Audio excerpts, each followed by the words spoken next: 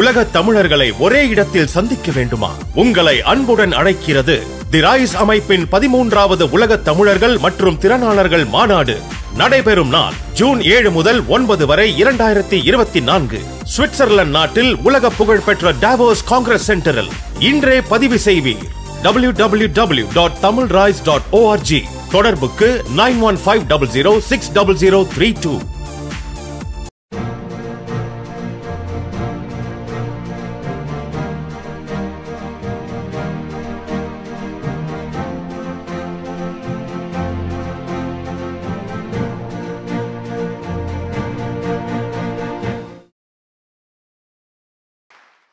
Double action படங்களுக்கெல்லாம் தாத்தா உத்தமபுத்திரன் படம் தான்.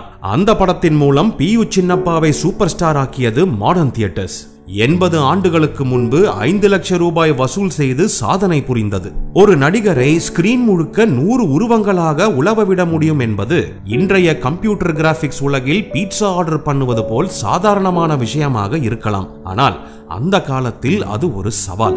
உத்தமபுத்திரன் படத்தில் சிவாஜி வெளுத்து வாங்கியிருப்பார். ஆனால் சிவாஜி நடித்த உத்தமபுத்திரனுக்கு முன் வேறொரு உத்தமபுத்திரன் வந்திருக்கிறார். அந்த உத்தமபுத்திரனில் பி.யு. சின்னப்பாவும் ரசிகர்களை கவர்ந்தார்கள். பி.யு. சின்னப்பா தன் நடிப்பால் ரசிகர்களை கவர்ந்தார், பிரமிக்க வைத்தார். அப்படி அவர் பிரமிக்க செய்ததன் ஆரம்பம்தான் உத்தமபுத்திரன். அதற்கு முன்பும் சின்னப்பாவின் படங்கள் வந்திருந்தாலும் இந்த படத்தின் அளவிற்கு மிகப்பெரிய தாக்கத்தை ஏற்படுத்தவில்லை. சின்னப்பாவுக்கும் எதிர்பார்த்த ஏற்றத்தை கொடுக்கவில்லை. இந்த காலகட்டத்தில் தனி ஒருவனாக எம்.கே.டி. தியாகராஜ பாகவதர் மளமளவென உயர்ந்து கொண்டே இருந்தார். அந்த சமயத்தில் பி.யு. சின்னப்பா ரொம்பவே துவண்டு போனார். அடுத்து என்ன செய்வது என்று தெரியாமல் தனித்தே இருந்தார். அவருக்கு என்னானது, என்ன செய்து கொண்டிருக்கிறார் என்று எவருக்குமே தெரியவில்லை. அந்த சமயத்தில் தான் மாடர்ன் தியேட்டர்ஸ் பி.யு. சின்னப்பாவை தேடிச் சென்று அழைத்தது. இந்த படத்துல நடிங்க, படம் வந்த பிறகு உங்களுக்கு பிரகாசமா வாழ்க்கை கிடைக்க போகுது என்று மாடர்ன் தியேட்டர்ஸ் டி.ஆர். சுந்தரம் நம்பிக்கை வார்த்தைகளை கொடுத்தார். படப்பிடிப்பு தொடங்கியது. படம் எடுத்து முடிக்கப்பட்டது. படம் வெளியானது. மிக பிரம்மாண்டமான வெற்றியை பெற்றது உத்தமபுத்திரன். ஆங்கில படபாணியில் படம் எடுப்பதில் மாடர்ன் தியேட்டர்ஸ் தான் அந்த காலத்தில் முன்னோடிகள். நமக்கு ஜேம்ஸ் பாண்ட் பாணி படங்களை அறிமுகப்படுத்தியதும் இந்த கம்பெனி தான். எம்.ஜி.ஆரை வைத்து அலிபாபாவும் 40 திருடர்களும் என்று முதல் கோவா கலர் படத்தை தந்ததும் இந்த நிறுவனம் தான். தமிழ் சினிமாவின் முதல் சூப்பர் ஸ்டார்கள் எனும் பெருமையை பெற்றவர்களில் ஒருவரான பி.யு. சின்னப்பா இரட்டை வேடத்தில் நடித்ததுதான் அந்த காலத்தில் பிரேக்கிங் நியூஸ். இப்போது வரும் படங்களை இது அந்த படத்தின் தழுவல், இது இந்த மொழி படத்தின் காப்பி என்றெல்லாம் படம் ஆரம்பித்த 15வது நிமிடத்திலேயே சொல்லிவிடுகிறார்கள். இந்த உத்தமபுத்திரனை பொறுத்தவரை the man in the iron mask என்ற படத்தின் தழுவலாக எடுக்கப்பட்டது என்பது அப்போதைய ரசிகர்களுக்கு தெரியவில்லை. அப்படியே தெரிந்திருந்தாலும் ஹாலிவுட் படத்தோட தரத்துக்கு குறையாம பண்ணிருக்காங்கப்பா என்று இன்னும் கொண்டாடியிருப்பார்கள். உத்தமபுத்திரன் படம் வெளிவந்து சரியாக 18 வருடங்கள் கழித்து 1958ஆம் ஆண்டு மீண்டும் அதே தலைப்பில் கிட்டத்தட்ட அதே கதையுடன் உருவாகி வெளியானது சிவாஜி நடித்த உத்தமபுத்திரன். சிவாஜிக்கு இது முதல் டபுள் ஆக்ஷன் படம். அதே சமயம்தான் எம்.ஜி.ஆர். தன் புது படத்துக்கான பூஜையை போட்டார். விளம்பரமும் கொடுத்தார். இரட்டை வேடங்களில் நடிப்பதாக அறிவிப்பு வெளியானது. அந்த படத்தின் பெயரும் உத்தமபுத்திரன். ஆனால் என்ன நினைத்தாரோ, படத்தின் பெயரை மாற்றினார். மிக பிரம்மாண்டமான வெற்றியை பெற்றது அந்த படம்.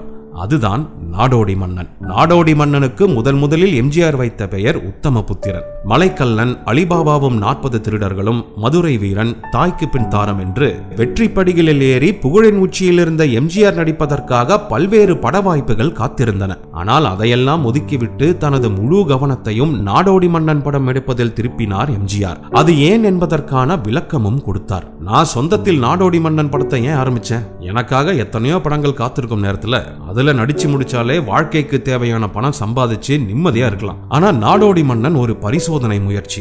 என்னுடைய விருப்பப்படி செய்து அதற்கு மக்களின் பதில் என்ன என்று எதிர்பார்க்கிறேன் என்றார் எம்.ஜி.ஆர்.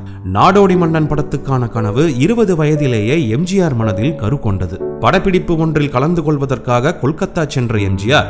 அங்கு இஃப் ஐ வேர் கிங் என்ற படத்தை பார்த்தார். இந்த படமே எம்.ஜி.ஆர். மனதில் விதையாய் விழுந்து விருட்சகமாக வளர்ந்தது. அதன் விளைவுதான் நாடோடி மன்னன். 40ஆம் ஆண்டு உத்தமபுத்திரன் படத்தில் நடித்த பி.யு. சின்னப்பா அதன் பின் 3 வேடங்களில் நடித்தார். 5-6 வேடங்களிலும் நடித்தார் என்பார்கள். எது எப்படியோ டபுள் ஆக்ஷன் படங்களுக்கு தமிழில் ஒரு ரூட் போட்டு கொடுத்தது உத்தமபுத்திரன் தான். இந்த Let's build our bright future with the scenic wonders of Switzerland. The RISE 13th Global Tamil Entrepreneurs and Professionals Summit from 7th to 9th June 2024 in Davos. Let's join with the global Tamils at the renowned Davos Congress Center. Register now at www.tamilrides.org. Contact us at 9150060032. நல்ல cinema நேயர்களுக்கு வணக்கம். நீங்க எங்களுக்கு தொடர்ந்து கொடுத்துட்டு வர ஆதரவுக்கு நெஞ்சார்ந்த நன்றிகளை தெரிவித்துக் கொள்கிறோம். ஒரு சின்ன வேண்டுகோள், நல்ல சினிமா சேனலை இதுவரைக்கும் சப்ஸ்கிரைப் பண்ணாதவங்க கீழே இருக்கிற சப்ஸ்கிரைப் பட்டனை பிரஸ் பண்ணி உடனே சப்ஸ்கிரைப் பண்ணிடுங்க. அதோட அந்த பெல் ஐக்கனையும் கிளிக் பண்ணிடுங்க. நாங்க வெளியிடுற வீடியோஸ் எல்லாம் உடனுக்குடன் உங்களுக்கு தெரிய வர அது ஹெல்ப்ஃபுல்லா இருக்கும். நன்றி.